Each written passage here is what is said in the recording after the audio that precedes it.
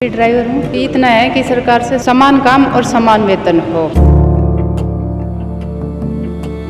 5 महीने से सैलरी नहीं मिल रही है।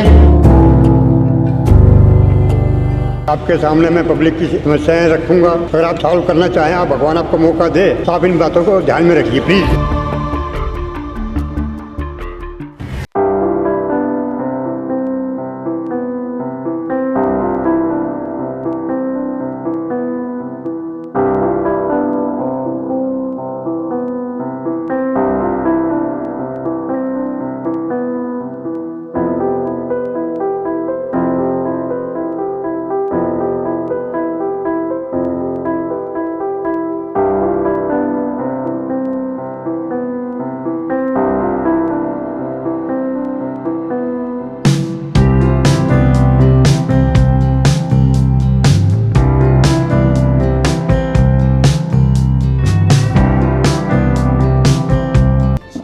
आप कंडक्टर हो, आप ड्राइवर हो, कंडक्टर, आप ड्राइवर, आपका कितना बनता है? मैं तो परमानेंट है।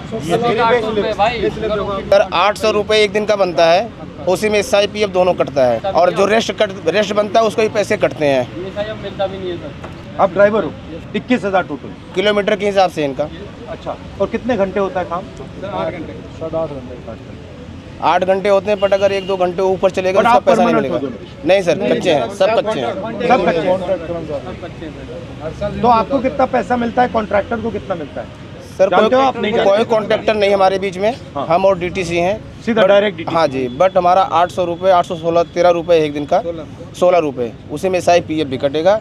प्लस महीने में हमारा कोई रेस्ट नहीं होता, ना होली ना दिवाली, कोई दिन नहीं होता? कोई दिन नहीं। संडे सैटरडे कुछ नहीं? उसका पैसा कटेगा जिस दिन हम छुट्टी करेंगे। जितनी छुट्टी करेंगे उतना पैसा कट जाएगा। अगर आपकी मदद की जाए तो क्या करा जाए? हमें सर समान भत्ता खिलाना चाहिए ताकि हम लोगों का भी गुजारा हो सके, बच्चों की भी देखरेख किया जा सके। 5 महीने से सैलरी नहीं मिल रही है। कहाँ से किराया दे, कहाँ से किताबें लाएं, कहाँ से ट्यूशन फीस दे, आपकी कहाँ से सैलरी नहीं मिल रही, आप बस पे अभी नहीं चल रहे हो? बस में चल रहे साहब प्रॉपर। सैलरी कैसे नहीं मिल रही? देने नहीं गवर्नमेंट, राज्य सरकार कह देती है सेंटर को, सेंटर सरकार कह देती है राज्य को। फंड रिलीज नहीं हुआ, ये नहीं हुआ, वो नहीं हुआ, और आगे से 2 महीने का और कह दिया 2 महीने तक और नहीं मिले। जहाँ हाथ पैर मारने मार लो, जिस नेता के पास जाना चले जाओ, जो करना कर लो। अक्टूबर से पहले सैलरी नहीं मिलेगी, ये कह रहे हैं अधिकारी। हमारे बच्चों के साथ ये हो रहा, अब नहीं भर्ती कर रहे, उनका भी भविष्य खराब करेंगे ये। मैं कंडक्टर DTC कर्मचारी हूँ। हम एक कॉन्ट्रैक्ट बेस पे हैं और हर साल कॉन्ट्रैक्ट रिन्यू होता है। वो भी ड्यूटी कम होती है तो उसे रिन्यू नहीं होने देंगे, फिर कि आप जाइए घर बैठिए। फिर बड़े मुश्किल से हमारे मतलब वो परमानेंट नहीं बनाना चाहते, हाँ जी हटाते सर, जाते हमें हैं। पक्का किया जाए, हमें ये मांग है हमारी।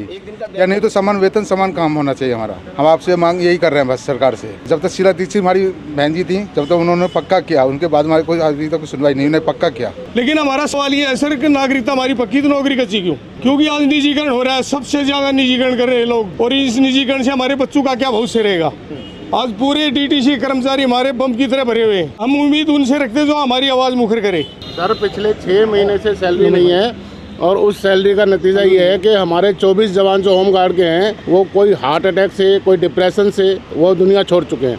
और हमारी समस्या ये है सर कि हमें हर 6 महीने के लिए हमारे को एक्सटेंड किया जाता है। ऑलरेडी हम ट्रेंड हैं, ट्रेनिंग के बावजूद हम भर्ती हुए थे होमगार्ड के अंदर, और उसके बावजूद अभी 10,285 आदमियों की भर्ती निकाली है, और हमें जनवरी तक का टाइम दिया गया कि अब इस उम्र में, जिसमें हमारी एज सबकी 50+ हो चुकी है, अब इस एज में हमें कोई ना तो सिक्योरिटी में नौकरी देगा, ना ही कोई और नौकरी हमें मिल पाएगी। मैं भी ड्राइवर हूँ। बस इतना है कि सरकार से समान काम और समान वेतन हो। मैंने बताओ, इनकी उम्र इतनी ज़्यादा हो गई, अब ये क्या करेंगे? दूसरी नौकरी देखने के लायक भी नहीं छोड़ा इनको। बस यही है कि समान काम और समान वेतन हो। ये प्राइवेटाइजेशन जो हो रहा है, इसका फायदा किसको मिल रहा है? इसका फायदा उद्योगपतियों को मिल रहा है, टॉप वालों को, उद्योगपतियों को मिल रहा है।